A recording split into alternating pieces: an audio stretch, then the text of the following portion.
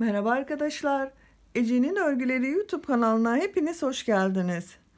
Görmekte olduğunuz bu sarı yeleği bugün sizlerle birlikte yapmak istiyorum. Çok kolay bir model arkadaşlar. Yeleğin yapımına robası için zincir çekerek başlıyoruz. İlk sırada önleri, kolları ve arkanın ayrım yerlerini belirliyoruz. İstediğimiz ölçüye kadar örüyoruz. Ördükten sonra kolların örgüsünü bırakıyoruz. Gövde kısmına modelleri yerleştiriyoruz. Modellerin yerleşiminden itibaren de yelek yüksekliğini istediğimiz ölçüye kadar örüp bitiriyoruz. Etek ucunda da modelimize de uyumlu olsun diye bakın bu şekilde dilimli bir model uyguluyoruz. Ön patlarda roba kısmına kadar bir sıra sık iğne çalışması yapıyoruz. Ön patlarda düğme ve düğme iliği için şu şekilde ayrıca patlar oluşturuyoruz. Düğmesini dikiyoruz, yeleğimizi bitiriyoruz. Bu model çok güzel bir model arkadaşlar. Kız ve erkek bebekler için uygulanabilecek bir model. Rengini istediğiniz renk çalışabilirsiniz. Ben bugün sarı çalışmayı uygun buldum. Hem kız hem erkek bebek kullanabilsin diye. Biz bugün bu yeleği 0-6 aylık bebekler için yapacağız. Daha büyük yapmak isteyen arkadaşlar, ben sizler için standart bebek ölçü tablolarını hazırladım. Bu videonun açıklama bölümüne ekledim. Bu videonun sağ alt köşesindeki küçük üçgene tıklarsanız açıklama bölümünde standart bebek ölçü tablosunu bulabilirsiniz. Tablodaki ölçülere göre hazırladığınız zaman istediğiniz ay aralığındaki bebekler için yeleği yapmış olacaksınız. Ama burada unutulmaması gereken en önemli konu, bebekler farklıdır. Her bebek aynı boyutta değildir arkadaşlar. Kimi bebek tombul oluyor, kimi bebek zayıf oluyor. Ölçüleri bebeğinizin gelişimine göre ayarlarsanız daha düzgün bir sonuç elde ederiz. Bu yeleğimiz için bir ip yetiyor arkadaşlar. 100 gramlık bir adet bebe yünü yeterli. Roba kısmına dikmek için 2 adet düğmeye ihtiyacımız var. Ben 3,5 numara tığ kullanıyorum ipimin kalınlığına uygun diye bakın arkadaşlar. Siz de ipinizin kalınlığına uygun olarak tığınızı ayarlayabilirsiniz. Siz malzemelerinizi hazırlayın. Hep birlikte yeleğimizin örgüsüne geçelim. Kanalıma abone değilseniz Ece'nin Örgüleri YouTube kanalına abone olmayı unutmayın lütfen. Hepinize kolay gelsin, iyi seyirler. Sarı şeker yeleğimizin yapımına zincir çekerek başlıyoruz. Yeleğin robası için 63 zincir çekmemiz gerekiyor. 1, 2, 3, 4, 5, 6, 7, 8, 58, 59, 60, 61, 62, 63. 63 zinciri çektim. Ben bunu standart bir ölçüde çektim arkadaşlar. Siz yapacağınız bebeğiniz yanınızdaysa bu zincir sayısını bebeğinizin boynuna göre ölçerek, çekerek yaparsanız daha düzgün olur. Daha iyi bir sonuç elde ederiz. Ben standart bebek ölçülerinde yapıyorum bugün. 63 zinciri çektik. 3 zincir de dönüş için zincir çekiyorum. 1, 2, 3. İpi tığın üzerine alıyorum. Bakın 1, 2, 3 zincir atlayıp 4. zincirin içerisine bir adet trabzan yapıyorum. İpi tığın üzerine alıyorum. Trabzan yapıyorum. Bu ilk sırada roba ayrımlarını yapacağız arkadaşlar. Ön bölüm için 9 adet trabzan yapıyoruz. Bakın bu ilk döndüğümüz 3 zincirlik olan bölüm vardı. Orasında bir trabzan olarak ele alıyoruz. 1, 2, 3, 4 yaptım. 5, 6, 7, 8 ve 9. Bakın 9 trabzanımız var. 2, 4, 6, 8, 9. 1, 2 zincir çekiyorum. Ön ile kol bölümünü ayıracak olan ayrım zincirimiz burası. İpi tığın üzerine alıyorum. Hemen yanındaki zincirin üzerine bir adet trabzan yapıyorum. Koldaki ilk trabzanımız burası. Kol için 15 adet trabzan yapıyoruz. 1 yapmıştık. 2, 3, 4, 5, 6, 7, 8, 9, 10, 11, 12, 13, 14, 15. Kol bölümü için 15 trabzanı yaptık. Hemen bir kontrol edelim. 2, 4, 6, 8, 10, 12, 14, 15. Şimdi arka bölüm ile bu kolun ayrımını yapacak olan 2 zinciri çekiyorum. İpi tığın üzerine alıyorum. Arka bölümün ilk trabzanını yanındaki zincirin üzerine batıyorum. Arka bölüm için de 15 adet trabzan yapacağız. Bu yelek modelinde kollar ile arkanın sayısı eşit oluyor. 4, 5,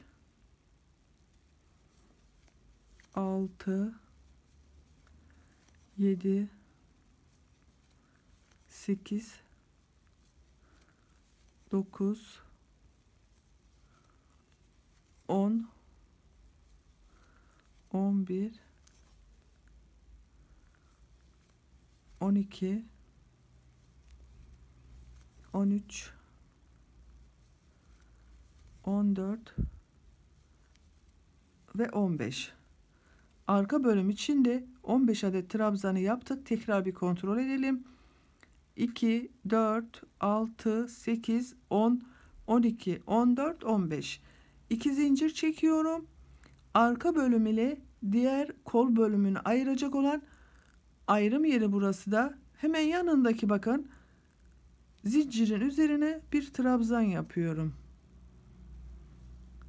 Bu kol içinde 15 adet trabzan yapıyoruz. 2, 3, 4, 5, 6, 7, 8, 9, 10, 11, 12, 13, 14, 15. Kol içinde 15 trabzanı yaptık. Şimdi diğer ön bölüm ile kolu ayıracak ayrım noktasını yapıyoruz. 1, 2 zincir çektim. Hemen yanındaki zincirin üzerine ilk trabzanımı yapıyorum ön bölüm için. 9 tane trabzan yapıyoruz. Diğer ön bölüme de 9 trabzan yapmıştık. 2, 3, 4, 5, 6, 7, 8 ve 9. Bakın hemen kontrol edelim. 2, 4, 6, 8, 9. Böylece robamızın ayrım noktalarını belirlemiş olduk. 9'ar tane ön bölümlerde, 15'er kol ve arkanın sayıları. Hemen ikinci sıramıza geçiyoruz. Bir zincir çekiyorum, örgüyü çeviriyorum. Ön bölümün ilk trabzanına trabzan yapıyorum. Ayrım noktasındaki trabzana kadar bütün trabzanların tepe noktalarına batarak trabzanlar yapıyorum.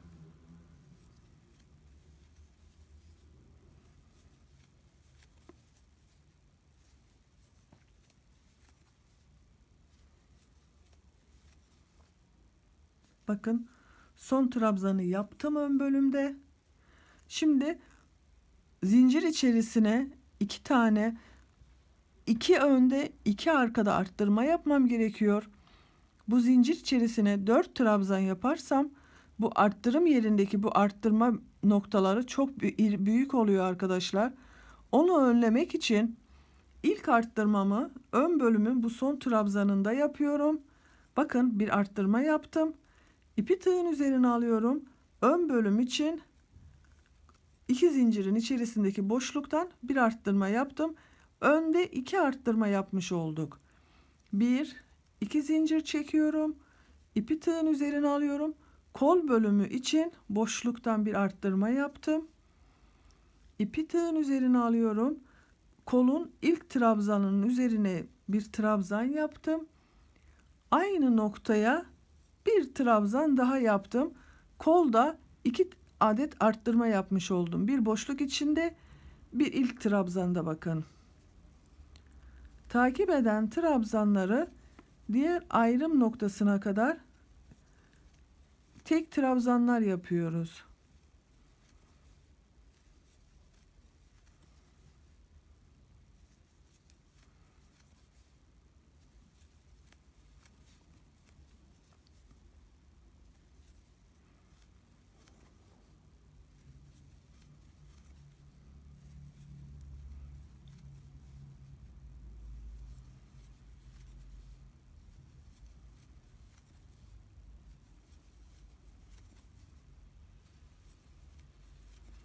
Bakın koldaki son trabzanın üzerine trabzan yaptım.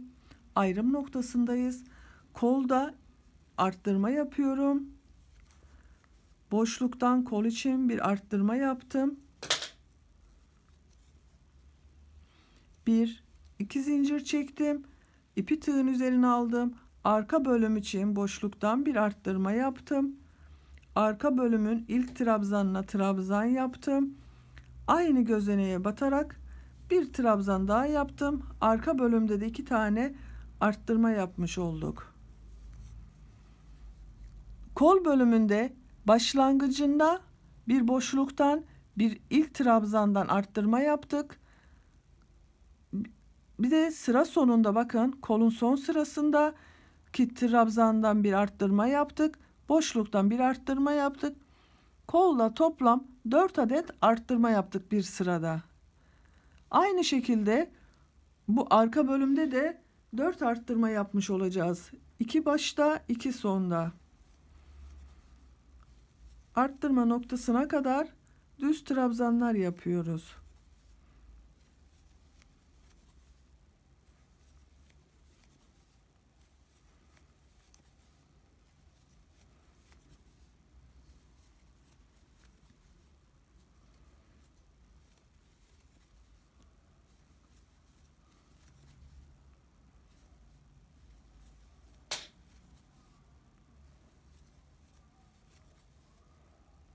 Bakın arka bölümün son trabzanını yaptım.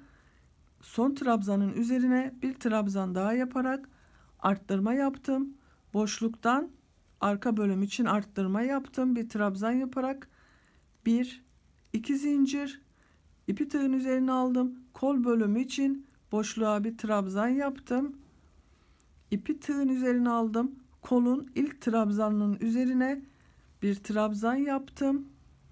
Tekrar aynı gözeneğin içerisine bir trabzan daha yaptım. Kolda 2 adet arttırma yaptık bakın başlangıçta. Takip edenleri diğer arttırma bölümüne kadar trabzanlar halinde devam ediyoruz.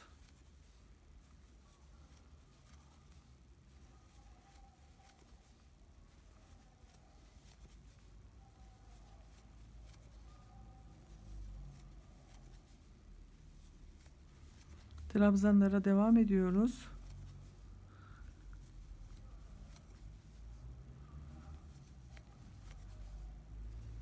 Bakın kol bölümünün son trabzanına trabzan yaptım. Aynı trabzanın bir trabzan daha yaptım.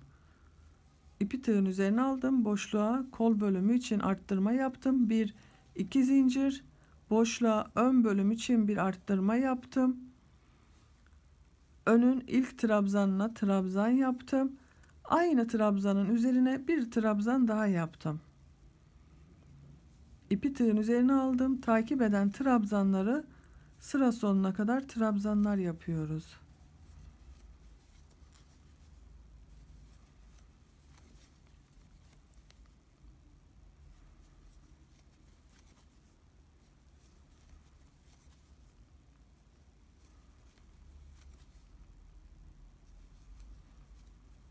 Bakın sıra sonundaki trabzanı da yaptım. Bir zincir çektim. Örgüyü çeviriyorum. İlk trabzanın üzerine bir trabzan yapıyorum. Takip eden trabzanları arttırma noktasına kadar trabzanlar yapıyoruz.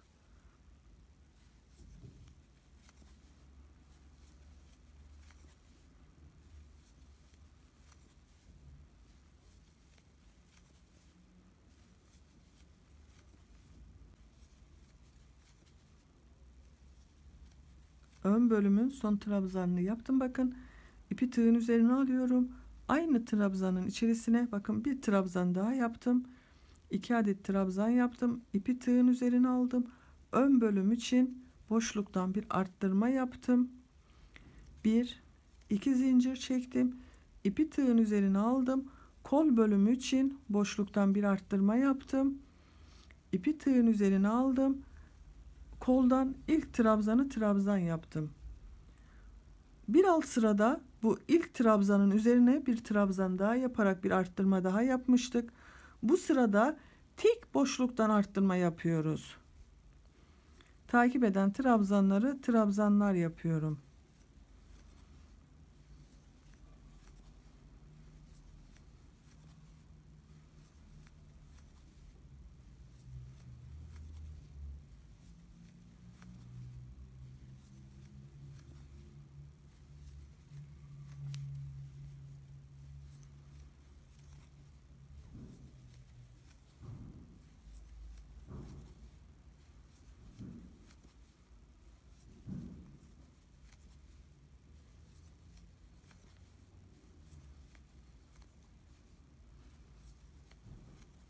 Koldaki son trabzana geldim bakın.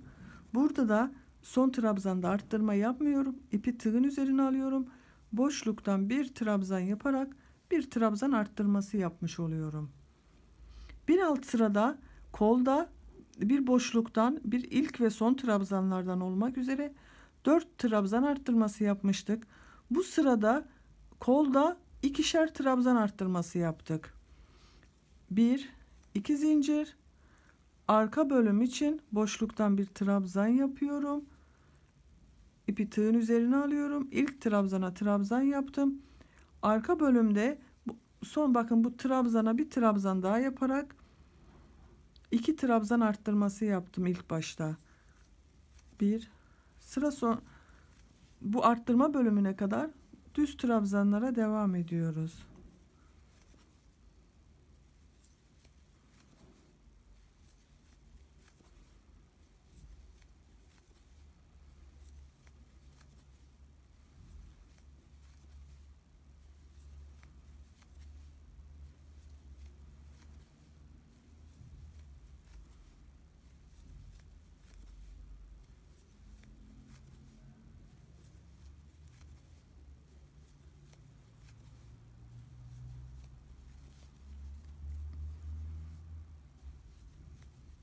Bakın arka bölümün son trabzanına bir trabzan yaptım.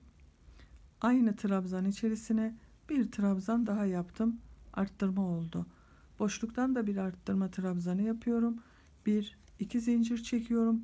Kol bölümü için boşluktan bir arttırma yaptım. Kolun ilk trabzanına trabzan yaptım. Ama burada arttırma yapmıyorum. Takip eden trabzanlara geçiyorum.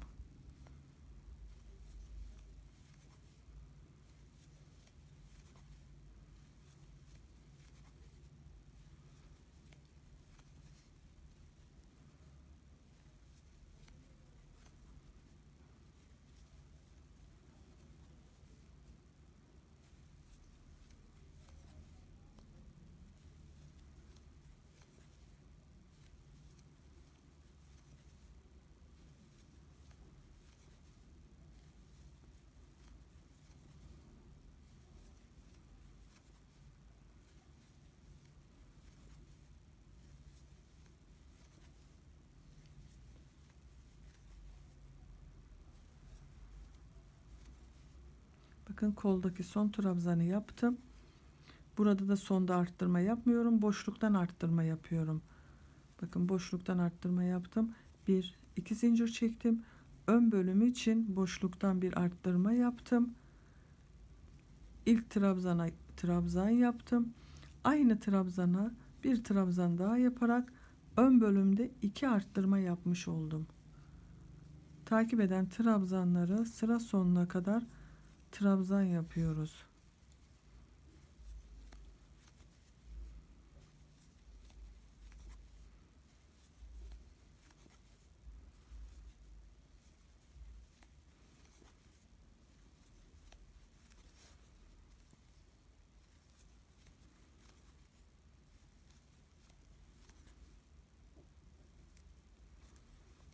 Bakın son trabzanda trabzan yaptım. Bir zincir çekiyorum. Örgüyü çeviriyorum. İlk trabzanın üzerine trabzan yapıyorum. Takip eden trabzanları arttırma noktasına kadar birer tane trabzan yapıyorum.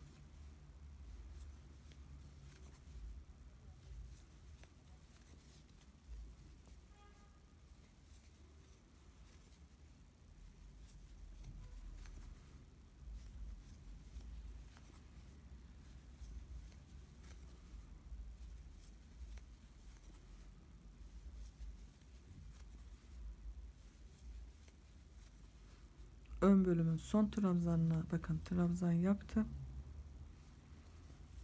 Buradan son trabzandan bir arttırma yapıyorum. Boşluktan bir trabzan arttırması yaptım. Bir, iki zincir boşluktan bir trabzan arttırması yaptım. Kol bölümü için bakın koldaki ilk trabzana bir trabzan yaptım. Aynı trabzanın üzerine bir trabzan daha yaptım. Takip edenlere birer tane trabzan yapıyorum. Diğer arttırma noktasına kadar.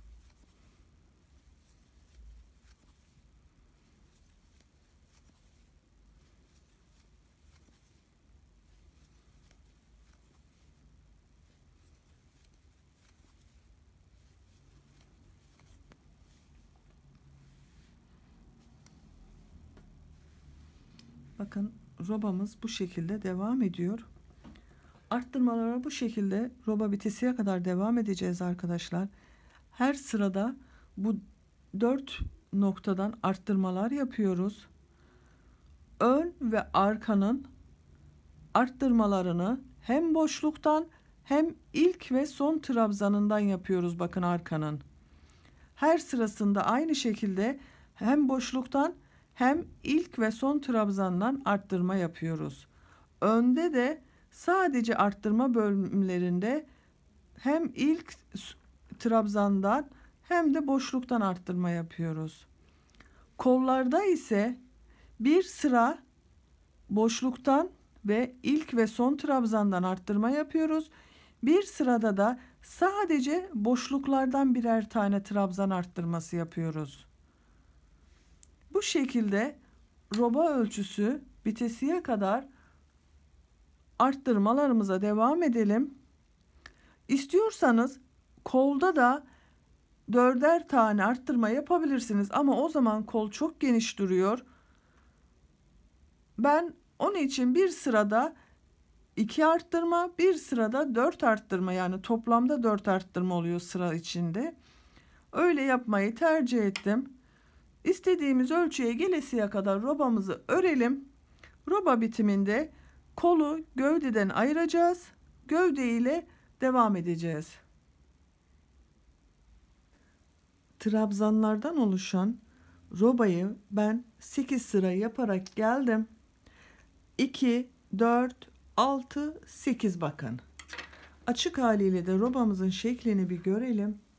Bakın bu şekilde robanın 8 sıra sonunda bitmiş haliyle önler 21'er trabzan, her bir önde 21 trabzan, kollarda 37 trabzan, arka bölümde 39 trabzan var.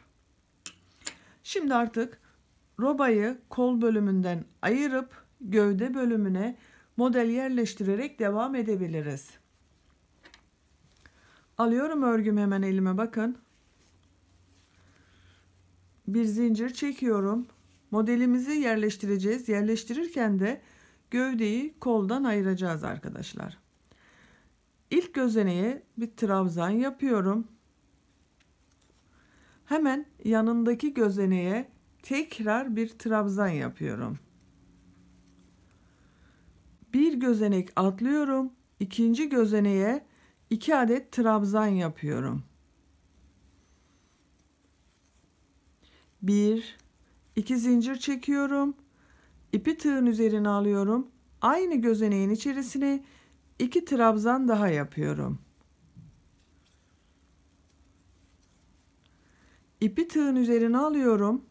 Zincir çekmiyorum. Bakın bu aralarda bir gözenek atlıyorum.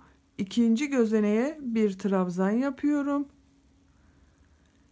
İpi tığın üzerine alıyorum.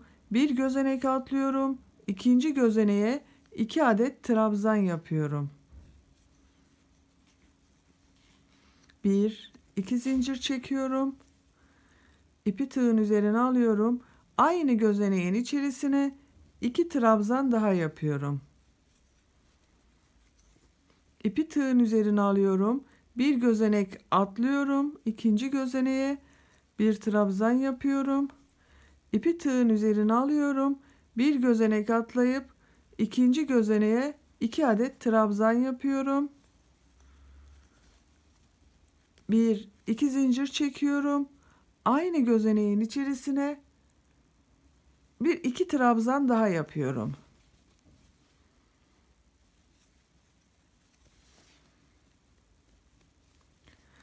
İpi tığın üzerine alıyorum. Bir gözenek atlıyorum. İkinci gözeneğe bir trabzan yapıyorum. İpi tığın üzerine alıyorum. Bir gözenek atlayıp ikinci gözeneğe 2 adet trabzan yapıyorum. 2 zincir çekiyorum. İpi tığın üzerine alıyorum. Aynı gözeneğin içerisine, bakın bu 2 trabzan yaptığımız gözeneğin içerisine 2 trabzan daha yapıyorum. İpi tığın üzerine alıyorum. Bir atlıyorum. Bir trabzan yapıyorum. İpi tığın üzerine alıyorum. Bir atlıyorum. İkinciye 2 adet trabzan yapıyorum. 1, 2 zincir. Aynı gözeneğin içerisine 2 trabzan daha yapıyorum. Modelimizi bu şekilde yerleştiriyoruz ilk sırada. Bakın boşluğa geldim. Boşluk içinde ipi tığın üzerine alıyorum. Boşluğa bir trabzan yapıyorum. Kolu olduğu gibi atlayacağız. Onun için 1, 2, 3 zincir çekiyorum. Koldaki trabzanları atlıyorum. Kol ile arkayı ayıran bu ayrım çizgisine, bakın şuradaki boşluğa bir trabzan yapıyorum. İpi tığın üzerine alıyorum. Bir gözenek atlayıp ikinci gözeneğe 2 adet trabzan yapıyorum. 1, 2 zincir, aynı gözeneğin içerisine 2 trabzan daha yapıyorum. İpi tığın üzerine alıyorum. Bir gözenek atlayıp ikinciye Bir trabzan yapıyorum. İpi tığın üzerine alıyorum. Bir atlıyorum. İkinci gözeneğe 2 adet trabzan, 2 zincir, 2 trabzan yapıyorum. Arka bölümü de aynı bu ön bölümde yaptığımız gibi 2 trabzan, 2 zincir, 2 trabzan aynı gözeneğin içerisine, bir atlayıp bir trabzan, bir atlayıp ikinciye 2 trabzan, 2 zincir, 2 trabzan şeklinde buradaki bu arttırma bölümüne kadar gelelim.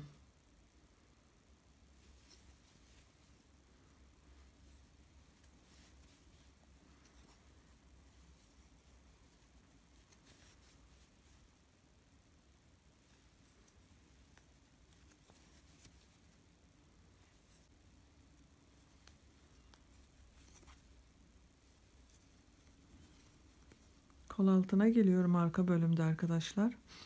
2 zincir çektim. Aynı gözeneğin içerisine 2 trabzan,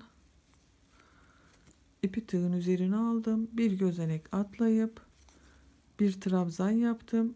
Bir gözenek atlıyorum. İkinci gözeneğe 2 adet trabzan, 2 zincir, aynı gözeneğin içerisine 2 trabzan daha yapıyorum. İpi tığın üzerine alıyorum, boşluğa batıyorum. Bakın kol altına geldik yine.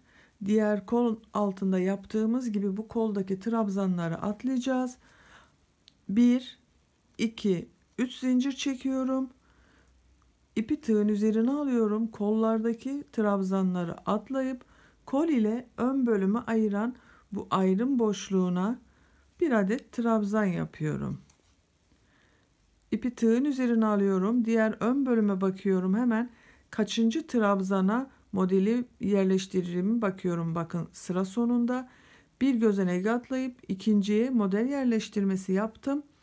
Burada da aynı şekilde bir gözenek atlıyorum. İkinciye 2 adet trabzan yapıyorum. 2 zincir, aynı gözeneğin içerisine 2 trabzan daha yapıyorum. İpi tığın üzerine alıyorum. Bir atlıyorum. İkinci gözeneğe bir trabzan yapıyorum. Bir atlıyorum. İkinci gözeneğe 2 trabzan, 2 zincir, 2 trabzan yapıyorum.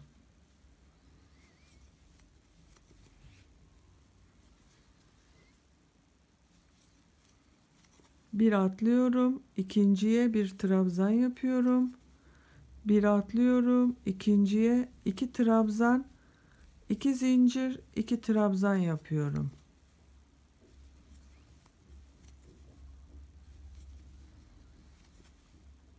Bir atlıyorum, bir trabzan yapıyorum. İpi tığın üzerine alıyorum. Bir atlıyorum. 2 trabzan, 2 zincir yapıyorum.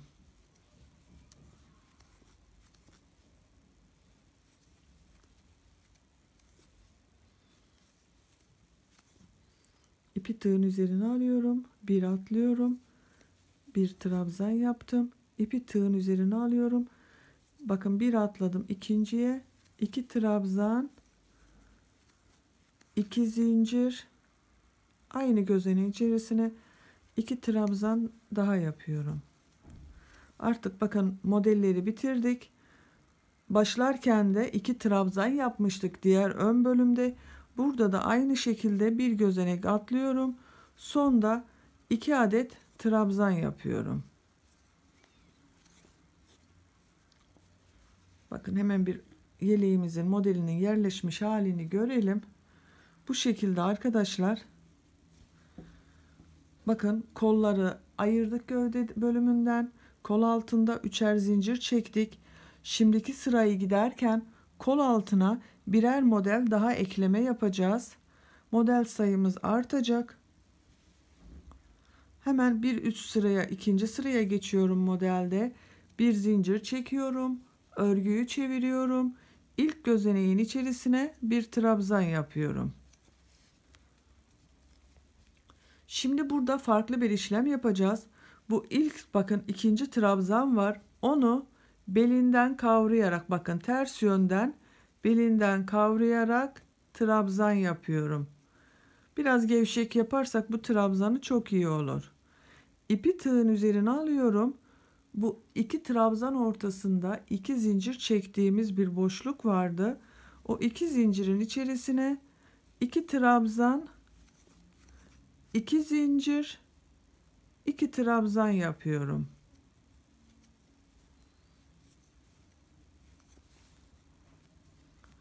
İpi tığın üzerine alıyorum. Bakın ortada bu trabzanların ortasında tek trabzan yapmıştık. Onu bakın diğer taraftan belinden kavrayarak trabzan yapıyorum. İpi tığın üzerine alıyorum. Bir sonraki modelin ortasındaki boşluktaki iki zincirin içerisine iki trabzan, iki zincir, iki trabzan yapıyorum.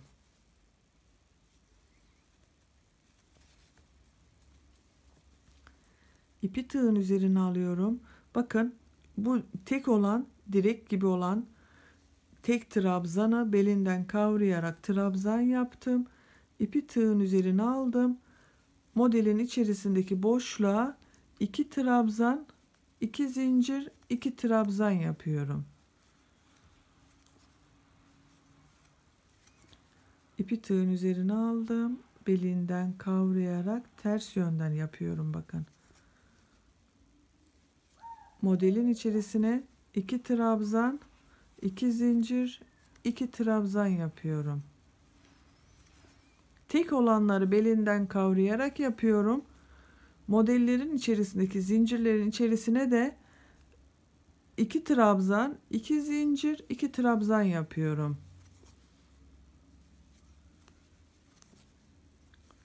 Bakın ön bölümdeki son modeli yapıyorum.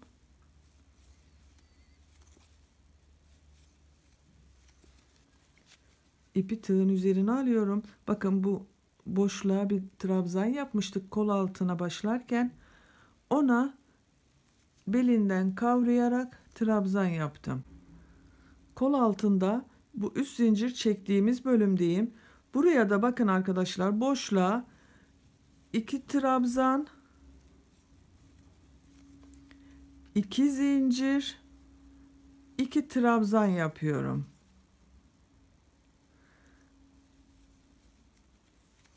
Bakın şu şekilde bir model oluştu. İpi tığın üzerine alıyorum. Burada tek olan bir trabzan var bakın. Kol altıyla arka bölümü birleştiren yerde onu belinden kavrayarak trabzan yaptım. İpi tığın üzerine aldım. Modelin içerisine iki trabzan, iki zincir, iki trabzan yapıyorum.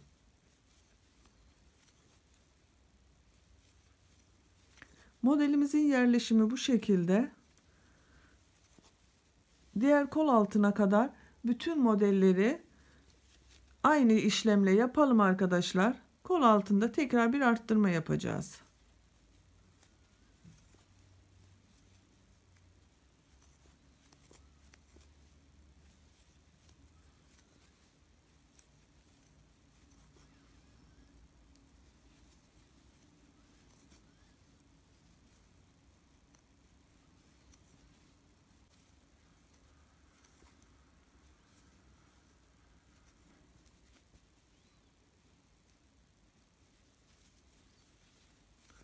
Arka bölümdeki son modeli yapıyorum arkadaşlar. 2 trabzan, 1 2 zincir, 2 trabzan. Bakın arka bölümdeki boşluktaki tek trabzana geldim. İpi tığın üzerine alıyorum. Belinden kavrayarak trabzan yapıyorum onu. İpi tığın üzerine alıyorum. Diğer kol altında buraya 2 trabzan, 2 zincir, 2 trabzan modeli yerleştirmiştik. Burada da aynı şekilde 2 trabzan, 2 zincir, ipi tığın üzerine alıp aynı boşluğun içerisine 2 trabzan daha yapıyorum. İpi tığın üzerine alıyorum. Bakın buradaki boşluktaki tek trabzana geldik. O trabzanı şu şekilde belinden kavrayarak trabzan yapıyorum. İpi tığın üzerine alıyorum. Modellerime sıra sonuna kadar devam ediyorum. 2 zincir, 2 trabzan, tek trabzanı belinden kavrayarak trabzan yapıyorum.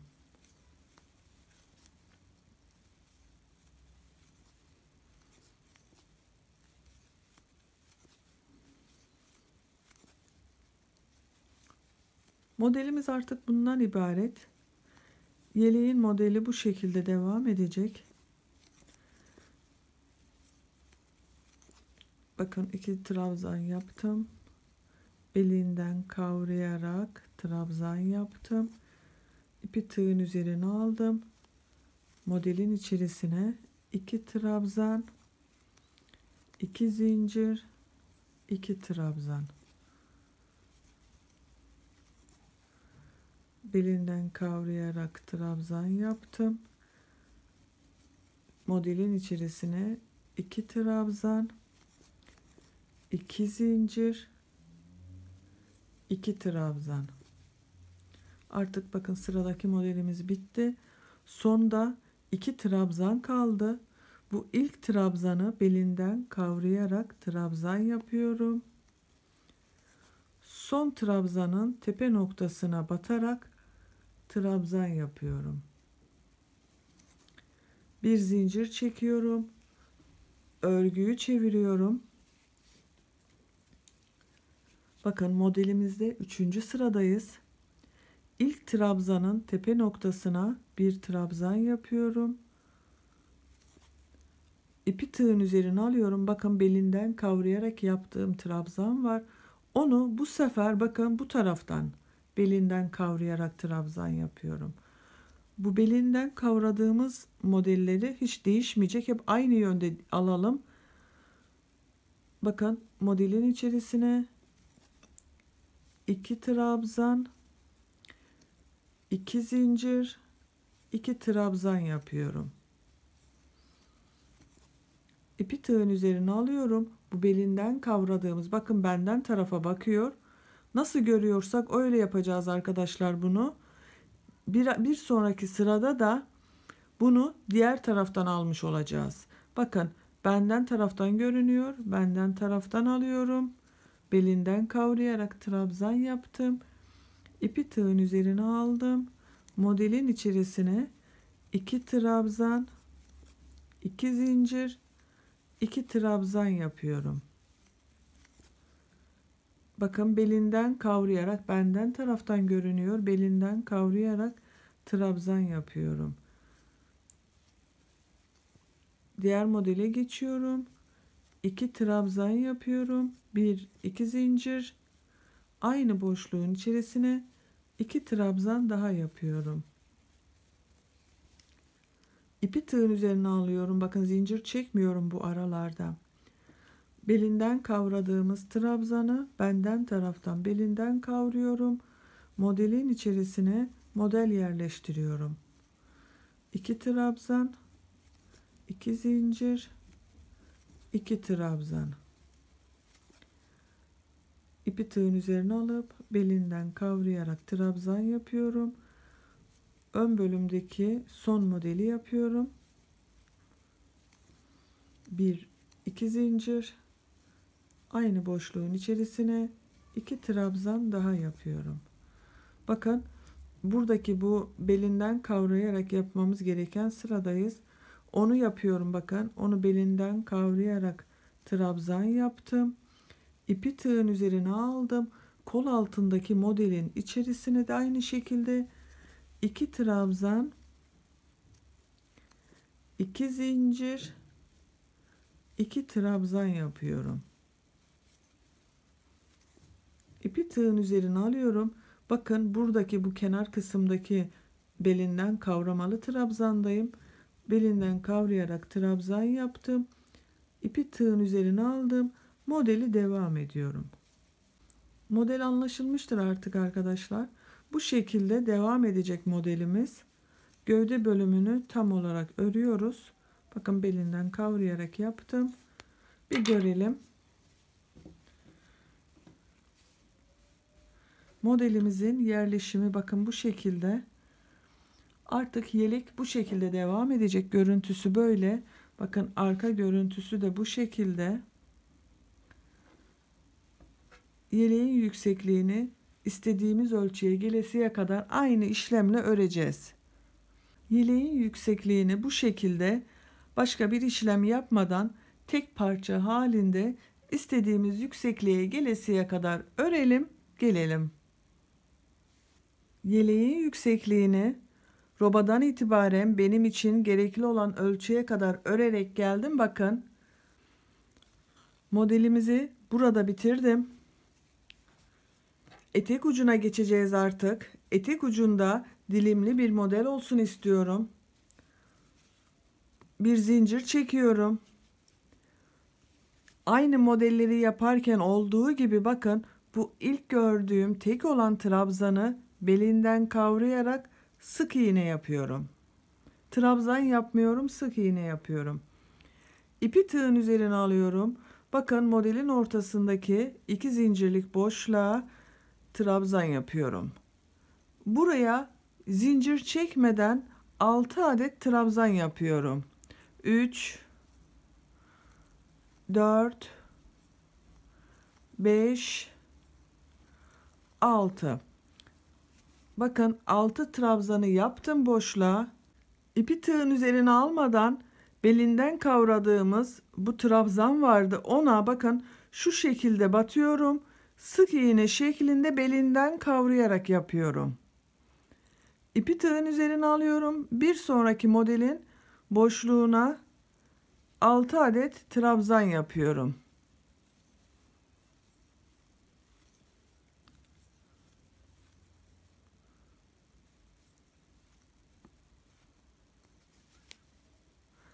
Altı trabzanı yaptım.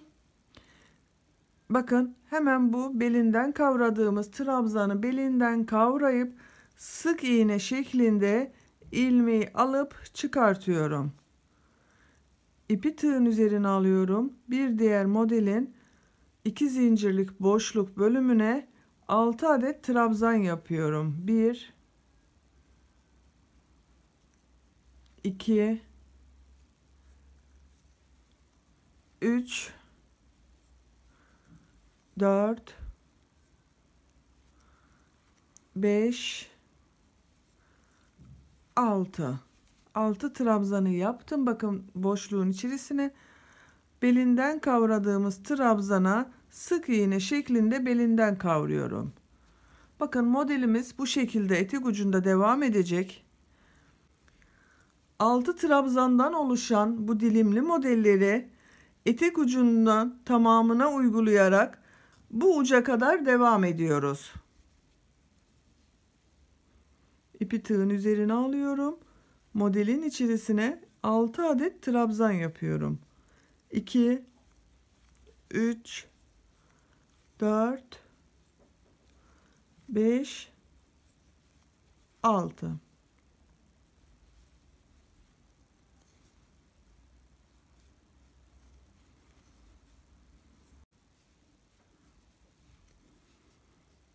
Son modeli yapıyorum. 2 3 4 5 6 trabzanı yaptım. Bakın bu belinden kavradığımız trabzanı belinden kavrayarak sık iğne yaptım. Başlangıçtaki trabzana da sık iğne şeklinde battım.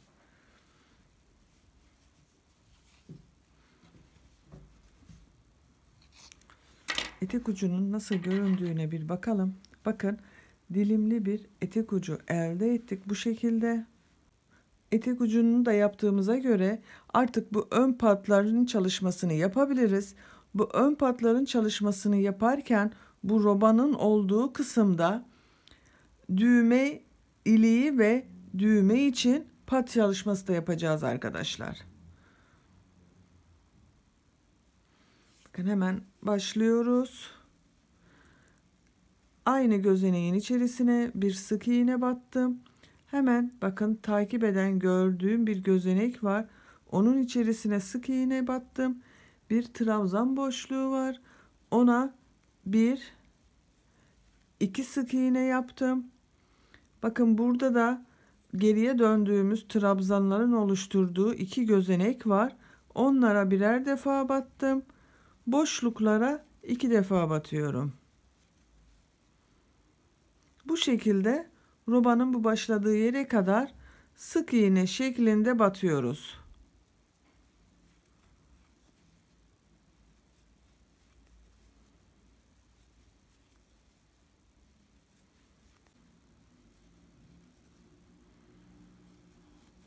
Bakın robaya geldim. Robada da aynı şekilde sık iğnelere devam ediyorum.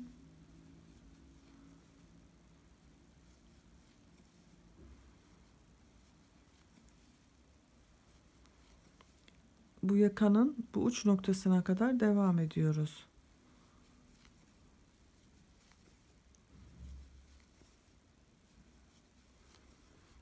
Bakın buraya da sık iğne yaptım. Başlangıçtaki bakın şu gözeneğe de bir defa sık iğne yaptım. Bıraktım. Şimdi bu roba kısmında düğme iliğini bu kısımda belirleyeceğiz. Düğmeleri nereye dikeceğimizi hesaplayalım. Bakın ilk düğmeyi şu kısma dikersek ikinci düğmeyi de buraya dikeceğiz. Ona göre hemen başlıyorum. Bakın örgüyü çeviriyorum. İlk gözeneğin içerisine bir sık iğne şeklinde batıyorum. Bir, iki zincir çekiyorum. Bir, iki gözenek atlayıp üçüncü gözeneğe sık iğne şeklinde batıyorum. Takip edenleri diğer düğme iliğini yapacağımız trabzan sırasına kadar sık iğne yapıyorum.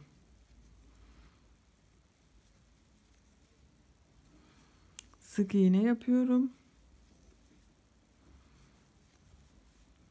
Bakın nereye yapacağıma bakıyorum hemen. Bir tane daha sık iğne yapayım.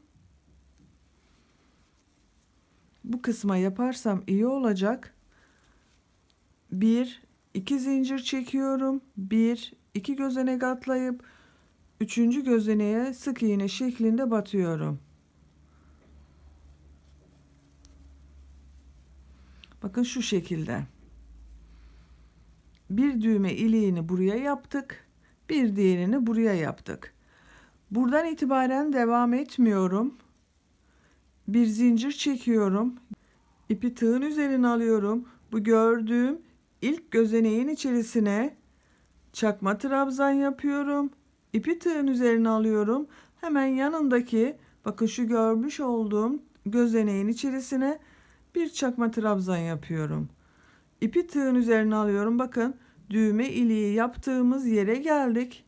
Bunun içerisine de 2 adet çakma trabzan yapıyorum. İpi tığın üzerine alıyorum. Sık iğnelerin üzerine çakma trabzan yapıyorum.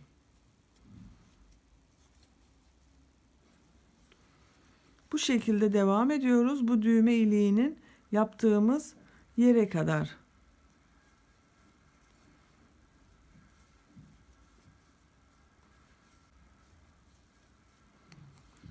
Düğme iliğini bu pata yapıyoruz. Düğmeleri de diğer pata dikeceğiz arkadaşlar. Bakın düğme iliğinin olduğu yere geldim.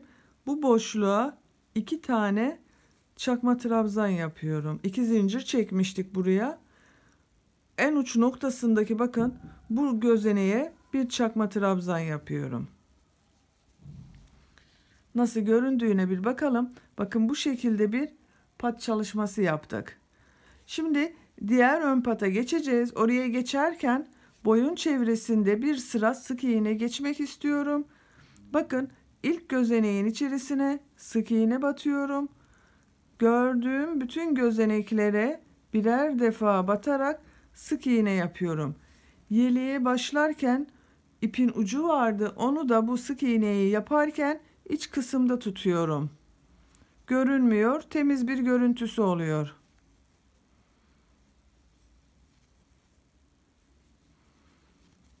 boyun çevresini çevirerek buraya kadar devam edeceğiz arkadaşlar.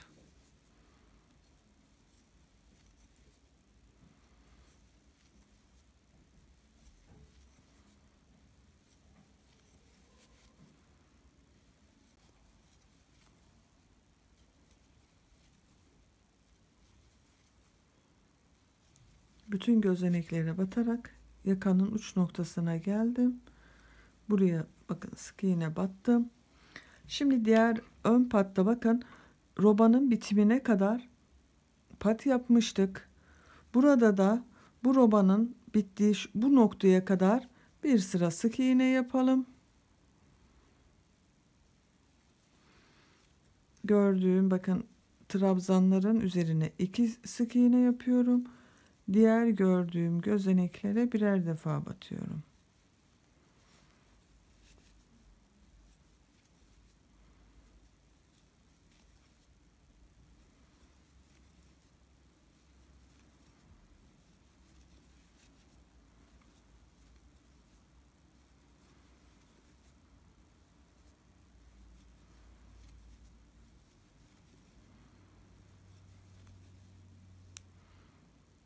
Robanın bittiği yerde bakın sık iğneyi bitirdim.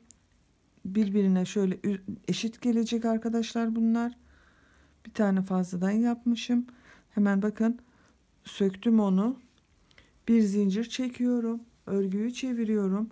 Bu ön patlarda üzerine bir gidelim sık iğne şeklinde. Bir sonraki sırada çakma trabzan yapacağız. Diğer ön patta da aynı işlemi yapmıştık. Bir sıra sık iğne yapıyorum bakın.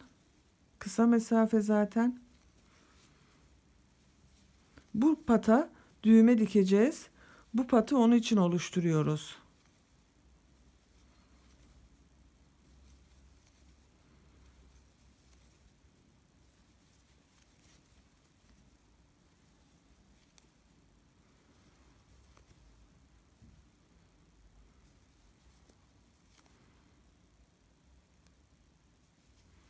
Yakanın uç noktasına geldim. Bir zincir çektim. Örgüyü çevirdim. Artık bitiriyoruz. İlk gördüğüm gözeneğin içerisine bir sık iğne yapayım. Daha düzgün duracak. Sık iğne yaptım. Takip edenleri çakma trabzan yapıyorum.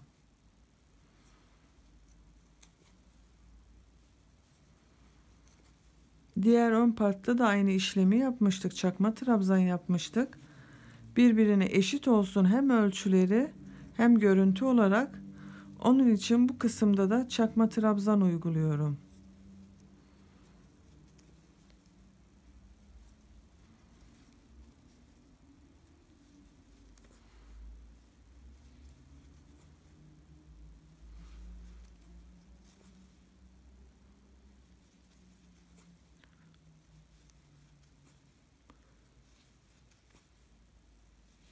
Bakın son çakma trabzanı yapıyorum. Yaptım. Bakın bu şekilde bir pat oldu.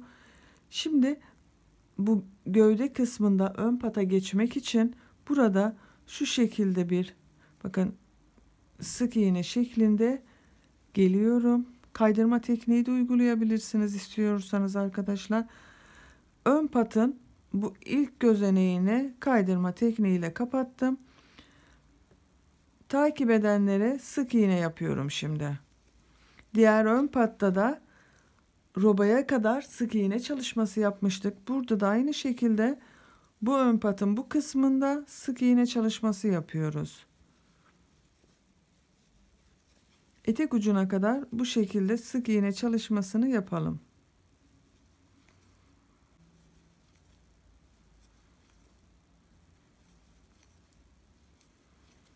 Ön patta sık iğne çalışması uygulayarak bakın başladığım noktanın karşısına gelen etek ucuna geldim ve bitirdim. İpimi artık burada kesebilirim. Ön patın nasıl göründüğüne bir bakalım. Bakın bu kısımda düğme iliği yaptığımız bir ön pat var roba kısmında. Tam karşında da düğme dikmek için bakın pat var. Düğmeleri bu patın olduğu yere, tam karşılarına gelen yere dikeceğiz ve yeleği bitireceğiz arkadaşlar. Düğmelerini dikelim. Roba kısmında 2 adet düğme için yer yaptık. Bakın buralara şu şekilde düğmelerini dikeceğiz. Tam karşılarına gelen noktaya ayarlıyoruz. İğneye ipi geçiriyoruz. Uç kısmına düğüm attım. İlk düğmenin nereye dikileceğine bakıyorum. Hemen şu bir trabzanla diğer trabzanın orta noktasındaki boşlukta bakın. Şu şekilde oraya düğmeyi tutuyoruz. Geçiriyorum. Üstten geçiriyorum. Çekiyorum. Düğüm attığım ilmekten şu şekilde arasından geçireyim. Alt kısmı sağlam dursun. Tekrar bakın. Kaç defa dikerseniz artık sağlam dursun. Bebeğin yutmasını da engellemiş oluruz sağlam dikersek. Bebeklerin eli boş durmaz. Mümkün olduğunca düğmeleri dikerken sağlam dikmeye dikkat edelim.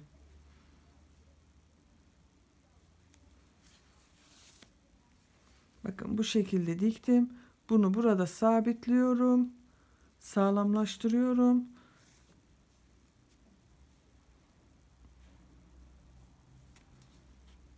Artık sağlam oldu. İpi kesmiyorum. İç kısımdan geçiriyorum. Bakın ilmeklerin içerisinden geçiriyorum. Diğer düğme iliğinin karşısına kadar.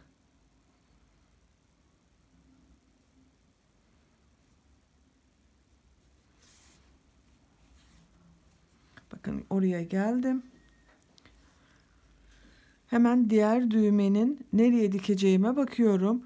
İlk bakın birinci ve ikinci trabzanın tam orta noktasına denk geliyor. Buradan da ayarlıyorum. Bir ve ikinci trabzanın tam orta noktası bu kısım ve oraya dikiyorum.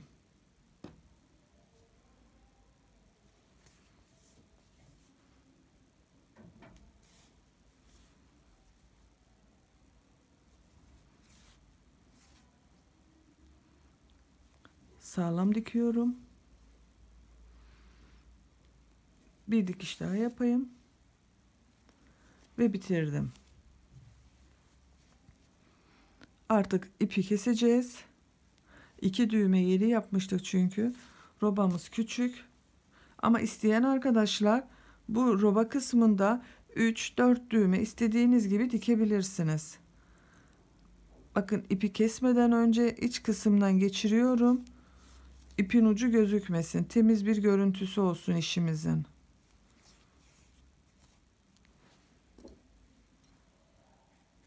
Ve kestim. Bakın düğmeleri de bu şekilde dikmiş olduk. Tam iliklerin karşısına gelen noktalara ilikleyip şu şekilde hazır hale getiriyoruz. Bakın çok düzgün bir roba çalışmasının üzerine düğmelerini de diktik. Yeleğimizi bitirdik. Böylece bu yelek anlatımımızı da burada bitirmiş olduk arkadaşlar. Bakın çok güzel bir yelek oldu. Arka görüntüsü de bu şekilde. Açık haliyle bir görelim son halini. Bakın açık haliyle de bu şekilde gayet dökümlü ve güzel bir yelek oldu.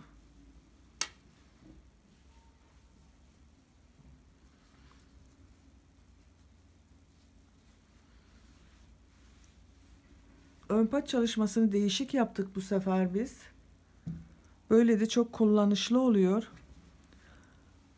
İster kız ister erkek bebeklerde kullanılsın diye çok fazla süslemek istemedim ben bunu. İsteyen arkadaşlar çiçeklerle, kurdale ile süsleme yapabilirsiniz kızlarda kullanacaksanız. Ama bu şekilde hem kız hem hem erkek bebek için ideal bir model oldu bakın. Yeleğimizi bitmiş haliyle bir ölçülerini de verelim. Göğüs çevresini ölçüyorum. Bakın kol altından itibaren genişliği 24 santim. Robadan itibaren yükseklik, bakın dilimlerin ucuna kadar 18 santim. Omuzdan itibaren uç noktasına kadar olan yükseklik 28 santim. Bugünkü yelek anlatımımızda burada bitiriyoruz. Beni dinlediğiniz ve izlediğiniz için hepinize çok teşekkür ederim. Kanalıma abone değilseniz Ece'nin Örgüleri YouTube kanalına abone olmayı unutmayın lütfen. Sizlerin desteğiyle daha büyüyeceğiz inşallah. Yeniden yeni videolarda buluşmak üzere. Hoşça kalın, sevgiyle kalın.